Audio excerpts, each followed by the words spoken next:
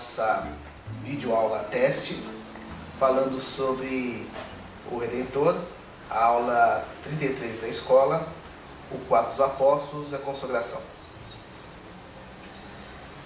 Bom, a gente tem uma lembrança dessa aula, na qual eu sinto uma aula de identificação, né? Porque os apóstolos, né, aquelas criaturas que estavam com Jesus, elas têm um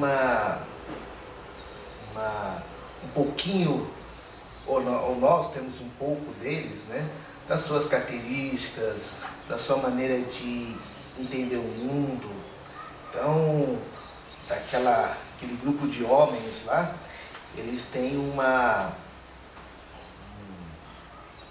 um jeito de ter vivido os ensinamentos de Jesus, na qual a gente pode perceber que é possível ser um apóstolo, apesar das nossas próprias limitações. Então, os apóstolos não eram santos, né? Não era uma turma de santos. Eles tinham suas falhas de caráter, tinham os momentos de vacilação, né? Tiveram medo, tiveram dúvidas,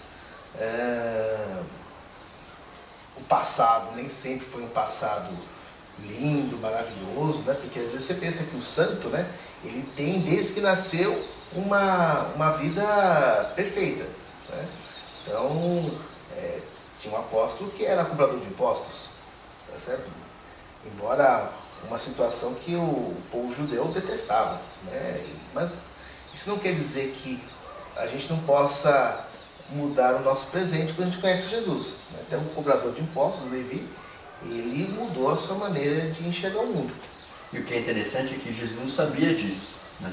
Sabia de todas essas qualidades, sabia da história de vida destes apóstolos, e mesmo assim o convite passa a ser dado, foi feito na confiança de que o processo é transformador, né? Eles iam se transformar com a caminhada, com os ensinamentos, com os exemplos que ele ia dar também. Acho que isso é interessante também. E assim, traz muito para o dia a dia, né? A gente vê, eles são humanos, eles são que nem a gente, né? Eles erraram pra caramba e continuaram errando, né? Você vê o João, moleque, mas ao mesmo tempo um sonhador como moleque, ele também era idealista, né? Aí você vê o Pedro não, ele era mais sério, mais sisudo, tanto que para se proteger ele dava umas mentirazinhas, negou Jesus 3 vezes.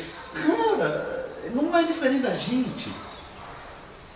Isso é que mais me impressionou nessa aula, assim, cara, eles eram igual a gente.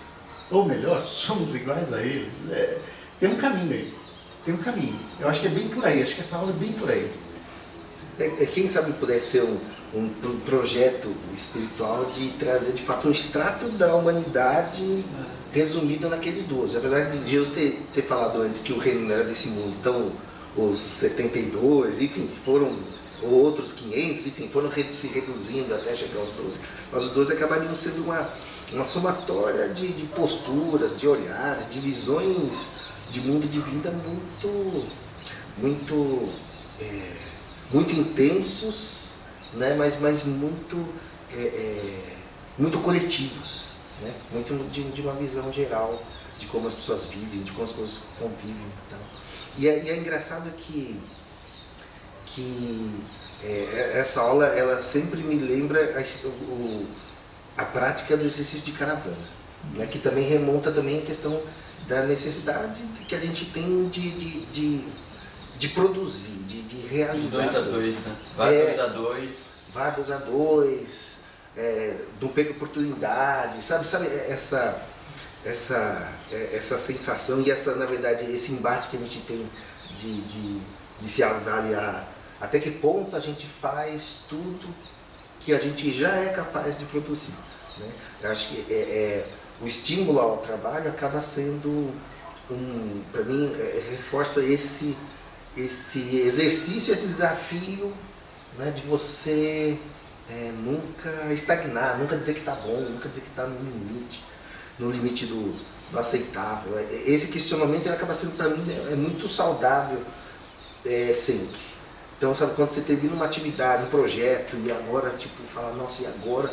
Dá um comichão, uma ansiedade de tentar encontrar alguma outra coisa para tentar realizar e tal.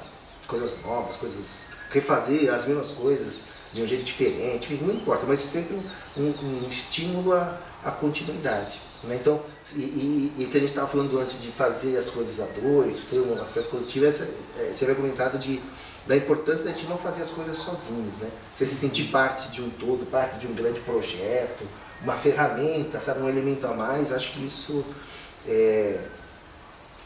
dá grandiosidade à sua própria pequenez. Então, é uma coisa que eu acho muito, muito legal. E aí te estimula a continuar errando, sendo contraditório e tal, mas acaba sendo um estímulo bem legal para minhas próprias exercícios de novos projetos, ou as dificuldades que eu tenho de enxergar até que ponto já terminou a minha fase nessa atividade e tal. É sempre uma meditação que se segue. Assim.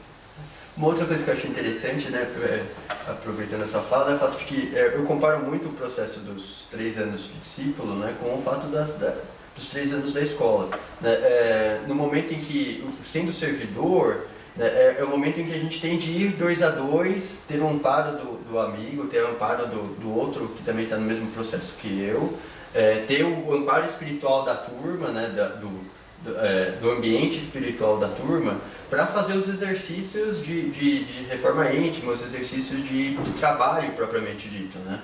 É muito o que os apóstolos também tiveram. Né? No momento em que eles estavam lá com Jesus, eles tinham um amparo espiritual da energia de Jesus, né? E conseguiam fazer esses exercícios de 2 a 2. Né? É o servidor para mim. Né? É ter o apoio mútuo do companheiro, para poder errar, para poder acertar, mas no fato de ir. Né? E acho que ao terminar a escola a gente vai ser convidado ou é convidado também a exercitar isso sozinho, né? No ser discípulo, no ir para o mundo, para o trabalho do mundo. Acho que é muito semelhante a caminhada. Assim. Porque assim, a evolução é individual. Né? A gente é um lobo solitário aqui dentro, né, tentando fazer a nossa própria evolução. Mas assim, no uso lá fora, é o que Jesus deixa claro. Cara, não vai sozinho.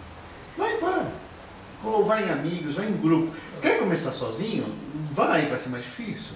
Mas porque um apoia o outro, né? O tempo todo. E foi o que aconteceu, né?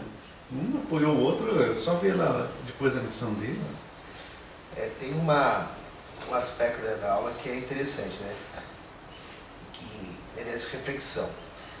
Quando Jesus sai da presença física com os apóstolos, né, desencarna e tal, ainda que fica um tempo treinando eles, né, que já o Espírito, quando ele se encontra falando no Pentecostes e tudo mais, e é justamente no momento do Pentecostes que, do ponto de vista mediúnico, né, todos os apóstolos realmente entram ou pelo menos iniciam, né, a sua processo de consciência.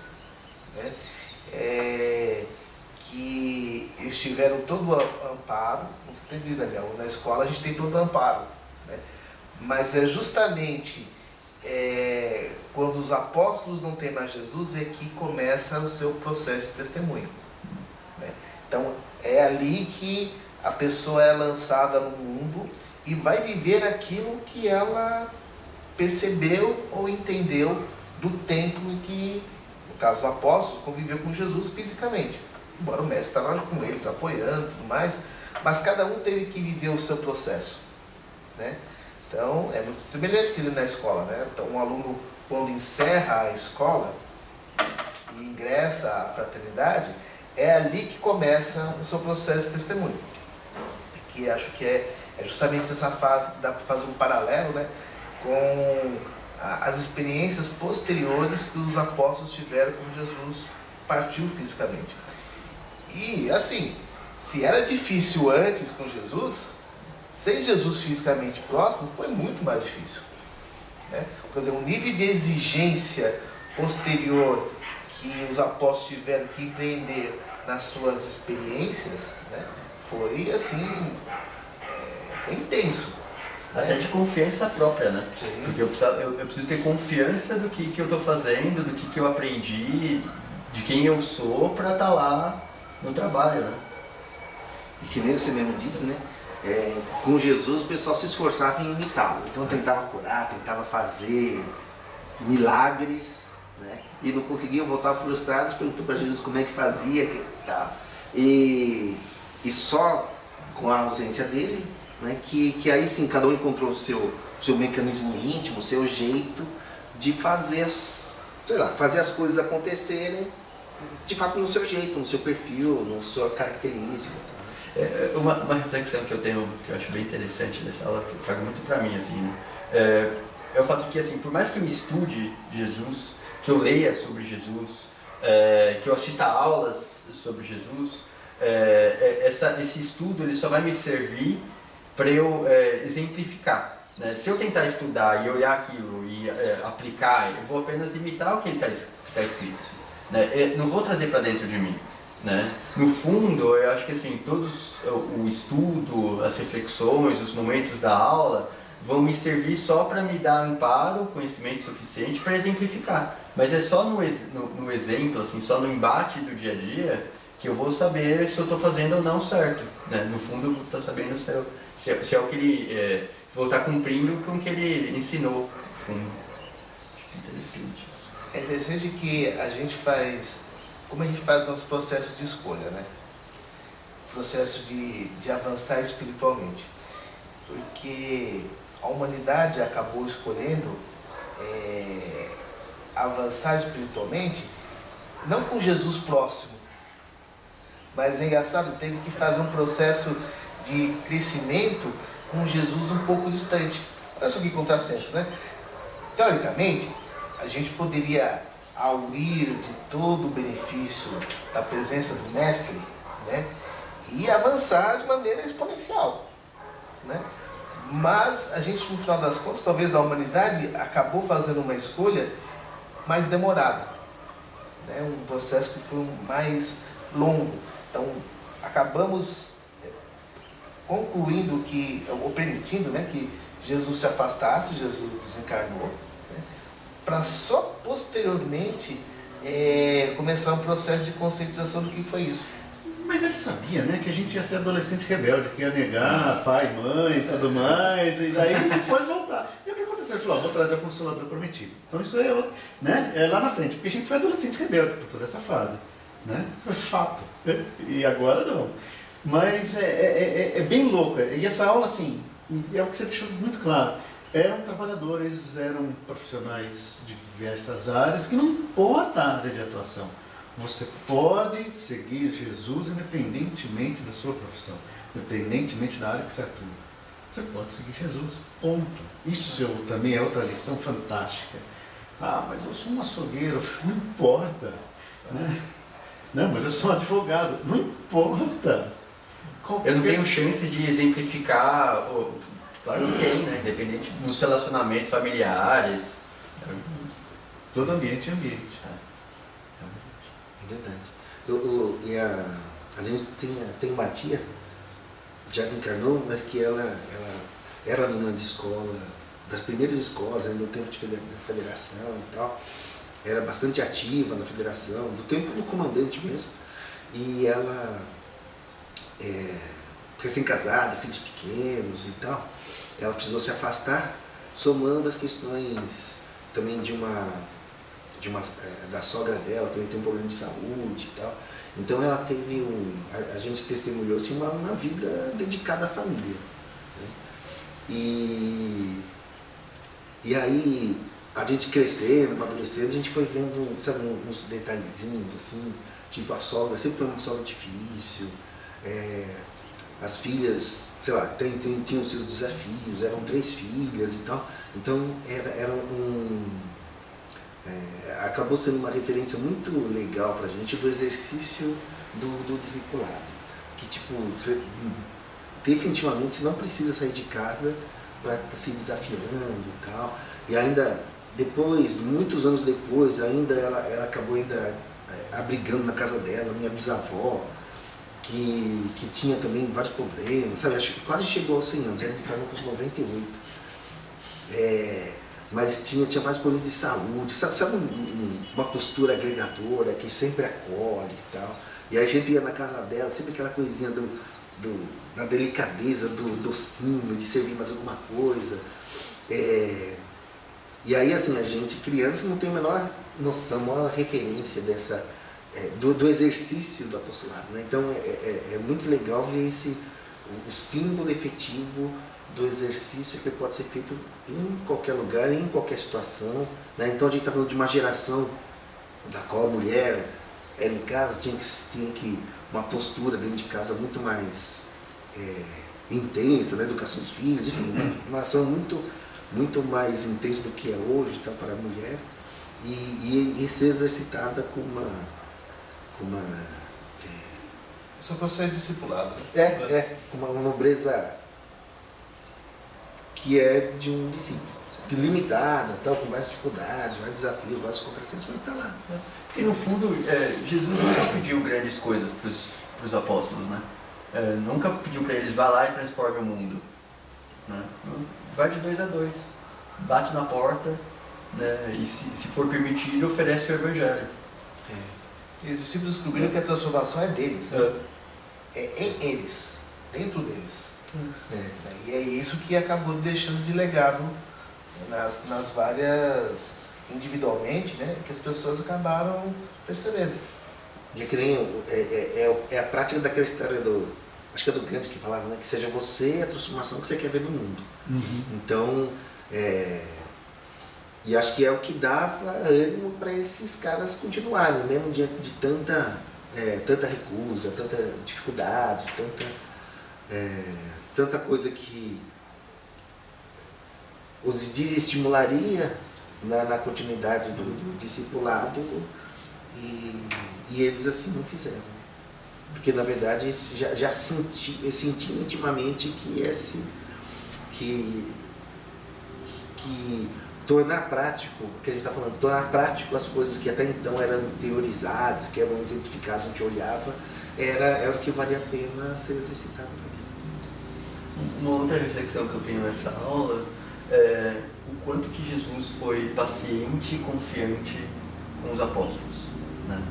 Isso eu trago para mim, né, no sentido de que às vezes a cobrança é muito mais minha interna pelos meus erros, pelos momentos que eu falhei, né, e no fato de que Jesus está sempre confiando em mim, né? Jesus confia na minha transformação, confia que de alguma forma eu fiz o que eu podia naquele momento, né? Óbvio que eu vou tentar fazer melhor, mas esse martírio aí que a gente tem, no fato de Jesus não tinha para os apóstolos, ele não tem para mim, né? Ele confia em mim, ele vai ser paciente para a minha transformação, né? E ele obviamente exigia que os apóstolos não ficassem parados, né? Não dormissem, por exemplo, no momento que eles mais necessitavam, né? E no fundo eu não posso dormir no momento que a sociedade que eu preciso, mas que se eu for para o embate e errar, ele vai estar lá me acolhendo.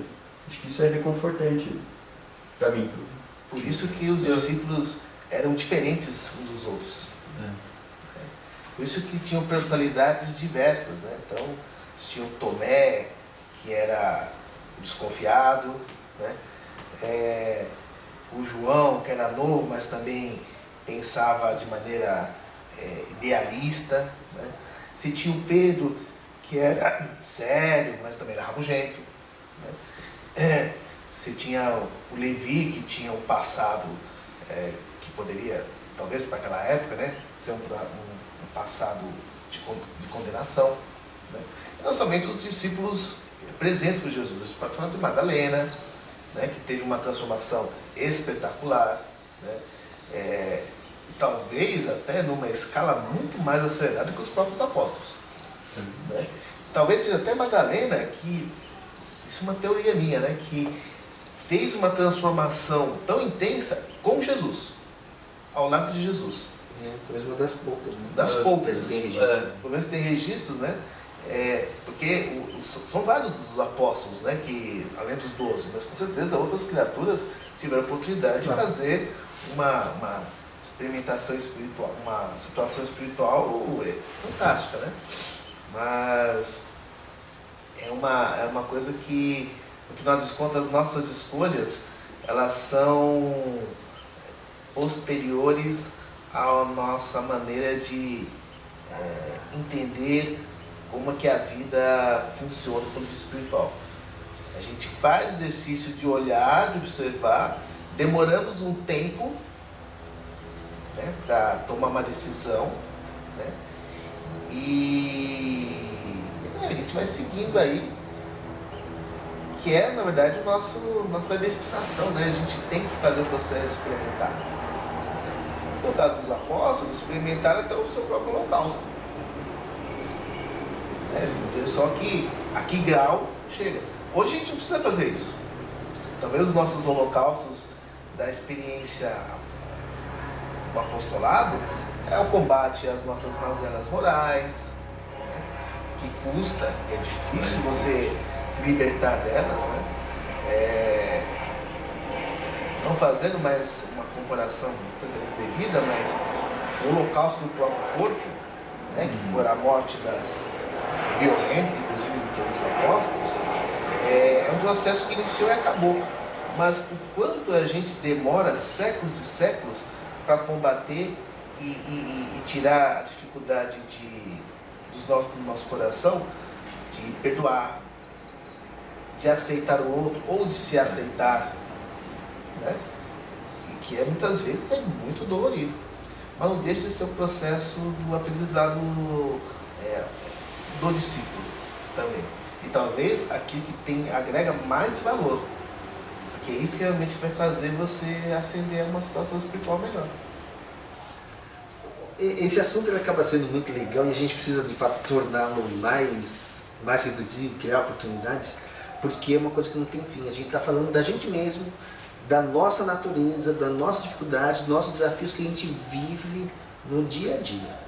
Não é dentro da sala de aula, da escola, mas são os desafios que a gente tem enquanto aprendizes, servidores, discípulos, enquanto a gente é ser humano e está no universo relacional. Então, esse assunto ele não pode acabar aqui. Todo mundo precisa pensar a respeito, refletir e fazer o esforço de tornar prático o que a gente ainda teoriza muito.